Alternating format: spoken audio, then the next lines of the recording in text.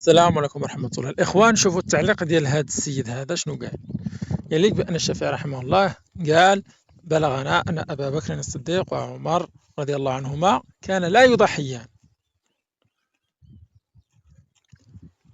كراهية أن يقتدى بهما.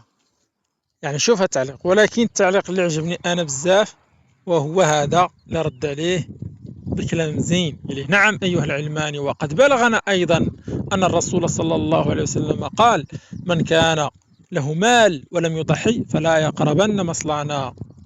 وقال الله عز وجل: ومن يعظم شعائر الله فإنها من تقوى القلوب.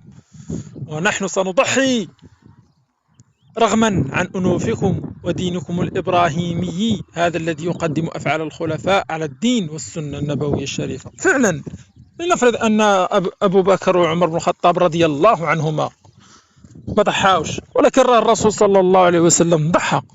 علاش خليت الرسول صلى الله عليه وسلم وتبعتي أبو بكر وعمر؟